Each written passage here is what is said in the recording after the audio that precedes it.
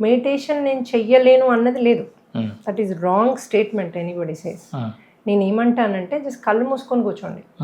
ఏమైతే అది కానివ్వండి బాడీలో ఆలోచన అంటే మైండ్ చేసే పని ఆలోచనలే కదా, రానివ్వండి. దాన్ని మీరు మెడిటేషన్ కాదని ఎలా అంటారు? మీరు కంప్లీట్ శూన్య స్థితిలో 45 నిమిషాలు ఉండగలిగితే మీరు ఎన్లైటెండ్. మీరు యూఆర్ లైక్ ఇంకా అయిపోయింది, మీరే గురువు, అందరికీ మీరు చేసేయగలుగుతారు. మీరు ఇప్పుడున్న స్థితికి మీరు ఏం లేదు, కళ్ళు మూసుకొని కూర్చోండి. 10 నిమిషాలు అయితే 10 నిమిషాలు, 10 నిమిషాల తర్వాత కళ్ళు అంటవి నువ్వు తెరువు అంటది, మైండ్ కళ్ళు తెరువు అంటది.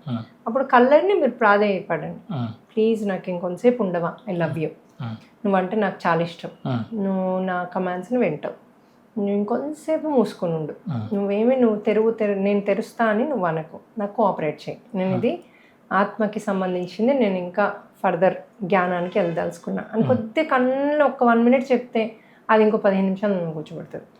15 నిమిషాలు లేక మళ్ళీ కళ్ళు తెరుస్తా అంటుంది. ఓన్లీ కళ్ళు తెరవకుండా ఉంటే చాలు, దాన్ని ధ్యానం.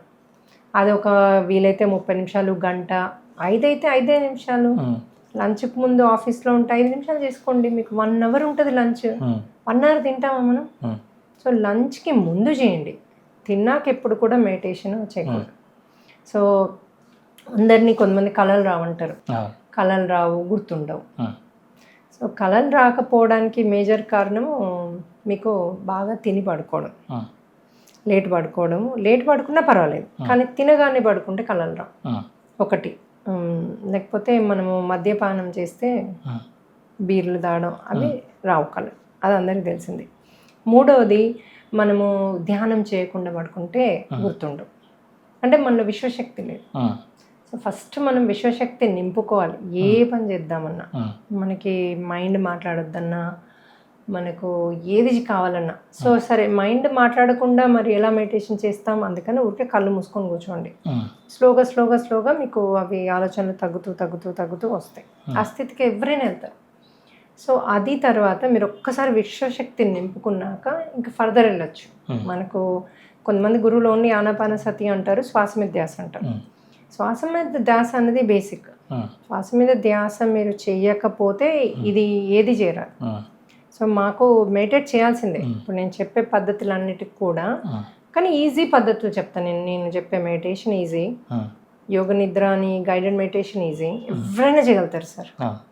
అసలు పిచ్చి ప్రాబ్లంలో ఉండి నాకు అసలు 1 నిమిషం కూర్చోలేను అన్నవాడు కూడా చేయగలుగుతారు. సరే పడుకొని నిద్రపోయేటప్పుడు పెట్టుకో, నిద్రపో, అయినా నీ సబ్ కాన్షియస్ లెవెల్లోకి వెళ్ళి అది వర్క్ అవుతుంది.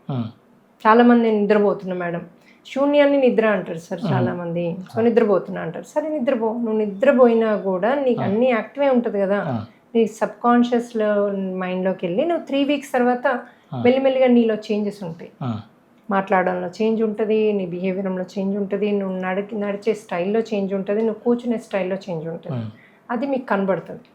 కానీ 3 వీక్స్ టైం ఇవ్వండి, కానీ రోజు 2 సార్లు 3 సార్లు చేయాలి. సరే మీరు వర్కింగ్ వాళ్ళు 2 సార్లు చేయండి, పొద్దున్న లేసి ఒకసారి 30 మినిట్స్ చేయండి, రాత్రి ఒకసారి చేయండి అని చెప్తా. సరే అంటారు. కొంతమంది ఎవరైతే పట్టుకుంటారో వాళ్ళు 3 to 6 monthsలో they will completely come out of their stage. అంటే ప్రాబ్లమ్స్ నుంచి బయటకు వస్తారు. నెంబర్ 1, కర్మలు చూసి తీసేసుకుంటారు. నెంబర్ 2, నెంబర్ 3 వాళ్ళు మంచి కర్మలను ఇన్వైట్ చేసుకుంటారు. నెంబర్ 4 ఎక్స్ట్రీమ్లీ హ్యాపీయెస్ట్ స్టేజ్కి వెళ్ళి హ్యాపీ లైఫ్ లీడ్ చేస్తూ అందరికీ సేవ చేస్తారు. ఈ 4 స్టేజెస్కి తీసుకెళ్ళడమే నా పని. ఇంకా మీరు సేవలోకి వెళ్ళాక ఇక మీ ఇష్టం, ఏ డైరెక్షన్లోకి వెళ్తారు, ఎక్కడ సేవ చేస్తారు. మళ్ళీ ఇందులోనే చేయాలి, వేటు మోక్షాల్లోనే చేయాలి, నా దాంట్లోనే చేయాలి, నా బ్యానర్ పెట్టుకుని టీచ్ చేయాలి, నాకు అది లేదు. మీరు ఏమైనా చేసుకోండి, మీ ఓన్ బ్యానర్ పెట్టుకోండి, ఇంకో దాంట్లోకి వెళ్ళి చేస్తామంటారు, చేయండి, కానీ ఈ ప్రిన్సిపల్స్ని వదలొద్దు. అక్కడికి వెళ్ళి వాళ్ళు ఇది చేయొద్దు, నువ్వు అది చేయొద్దు అంటే వేరే దాంట్లోకి వెళ్ళి మళ్ళీ మీరు మీ స్థితిని చేంజ్ చేసుకోకండి. ఎక్కడన్నా చేయండి, ఈ ప్రిన్సిపల్స్తోనే లివ్ చేయండి లైఫ్. అంటే ఇంకొకటి, ఒక కర్మ కొట్టినప్పుడు కూడా మనకి ఎట్లా ఉంటుందంటే అంటే ఒకప్పుడు మనం చేసిందే కదా. ఫస్ట్ ఆఫ్ ఆల్ వీళ్ళు ఆ రియలైజేషన్, అందుకే బాగా సఫర్ అవుతారు. ఎంతసేపు వాడొచ్చి నాకు ఒక అతను చేతుబడి చేసిండు, చిన్నప్పుడే చేసిండు. మళ్ళీ నేను టీనేజర్ ఉన్నప్పుడు ఎవరో రిలేటివ్, మా అత్తమైన ఎవరో చేతుబడి. మళ్ళీ ఈ మధ్య కూడా నా జాబ్ పోవడానికి చేతుబడి. సో నాకు అది ఎలా తెలుసు వారికి నాకు తెలియదు చేతుబడి చేశారు అని. బట్ హీ న్యూ, ఎవరు చేశారో కూడా తెలుసు.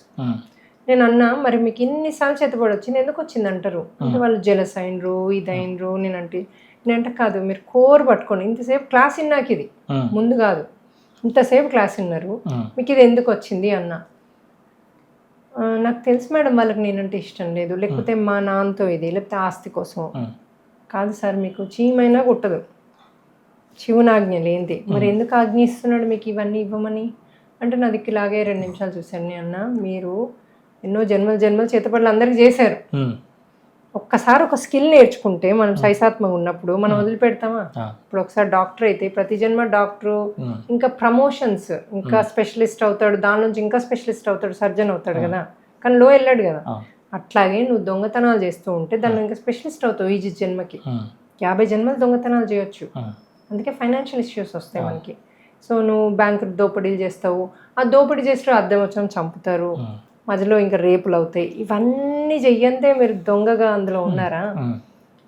మరి వాటన్నిటి ఎఫెక్ట్ ఏముంటుంది? సో మీరు ఎంతమందికి చేతిపడి ఎన్ని జన్మలు చేసి ఉంటారు, ఎందుకంటే ఆ విద్య వచ్చు మీకు, దానిలో ప్రమోషన్స్ ఉంటాయి అంటే నన్ను చాలా ఫన్నీగా చూసి అలా అంటారా మేడం అంటారంటే ఇది అలాగే. సో మీకు ఎప్పుడైతే నేను బాబోయ్ ఎంతమందికి చేతుబడి చేశాను, నాకు చిన్నప్పటి నుంచి ఇదే ఫేస్ చేస్తున్నా, అదొకటే మీరు ఫేస్ చేస్తున్నా అంటే ఒక్క కర్మలో మీరు తెచ్చుకుంది, దాని మీద ఫోకస్ చేసి ఈ రోజు నుంచి అమ్మ బాబోయ్ నేను ఇంతమంది చేశాను, నేనే చేశాను. సో మీరు ఎప్పుడైతే నేనే చేశాను నాకు వచ్చింది అని కోర్ ప్రిన్సిపల్ అది మీరు యాక్సెప్ట్ చేశారో, ఆ క్షణం నుంచి మీకు బెస్ట్ ఆఫ్ బెస్ట్ వస్తూ ఉంటాయి. థ్యాంక్ యూ చెప్పాలి ఉన్న వాటికి. నెంబర్ 1 అది జీసస్ ఇదే నేర్పించాడు యాక్చువల్లీ. సో మన కొంతమంది గురువులు అంటారు జీసస్ ఎవరో కాదు, బుద్ధుని కొడుకు రాహులే, మళ్ళీ ఆత్మసాక్షాత్కారం పొందాడు అతను. ఇప్పుడు మనం క్రియాయోగం చేస్తే ఆత్మసాక్షాత్కారం పొందుతారు. ఆత్మసాక్షాత్కారం అంటే ఏంటంటే ఈ భూమి మీదనే ఉంటారు, వాళ్ళకి పరమపదం వెళ్ళరు వాళ్ళు. చాలా మందికి అది చేసేప్పుడు తెలియదు. సో అలాంటి వ్యక్తి అతను అనమాట. సో మళ్ళీ జన్మించాడు. ఇప్పుడు మన సాయిబాబా, మా అవతార్ బాబా వీళ్ళందరూ వాళ్ళే. వాళ్ళు భూమిని ఉండి మనకు హెల్ప్ చేస్తారు. వాళ్ళు ఉందే మన ఆత్మశక్తిని పెంచడానికి, మనుషులకు హెల్ప్ చేయడానికి. వాళ్ళు భూమిని కూడా శక్తివంతం చేయరు, మిగతా ఏది చేయరు వాళ్ళు, ఓన్లీ మనకే హెల్ప్ చేస్తారు. కానీ మనం అడగంది చేయరు. అందుకే అడగంది అమ్మైనా అన్నం పెట్టదు అన్నది ఈ సూత్రము దీనికి వచ్చింది. అమ్మ కుక్కి పెడుతుంది, ఇది వద్దండి ఇంకోటి చేసి పెడుతుంది, ఇంకోటి చేసి పెడుతుంది, అది రియల్ కాదు. ఇది దీనికోసం చెప్పారు. అలాగే మనకు ఎప్పుడైతే మనము నేను చేసిందే నాకు వచ్చింది అని మనం అనుకున్నామో, ఆటోమేటిక్గా మనకు అది కొద్దిగా తగ్గుతుంది. అలా వీడు రియలైజర్కి వచ్చాడు రా అనుకుంటారు వాళ్ళు అని కొంచెం తగ్గుతుంది. సరే నన్ను క్షమించు, నేను ఇప్పుడు అవన్నీ చేయట్లేదు, నేను సేవలు ఉన్నా, నేను జంతువులకి, అనిమల్స్కి, ప్రకృతికి నేను హాని తలపెట్టా. తెలిసి అయితే తలపెట్టా, కాలు కింద ఏదో వస్తే అది వేరు. తెలిసి తలపెట్టా, నాకు ఇది నేను ఏం చేశానో చూపెట్టండి, ఇంకా నేను వాటిని తీసుకుని ఇంకా సృష్టికి సేవకున్నైతా.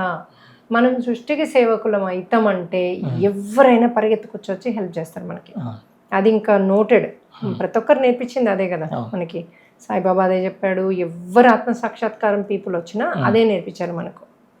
సో బుద్ధుడేమో ఆయన ఎన్లైటన్మెంట్లో బిజీగా ఉన్నాడు, లాస్ట్లో టీచ్ చేసి వెళ్ళాడు, అది వేరే విషయం.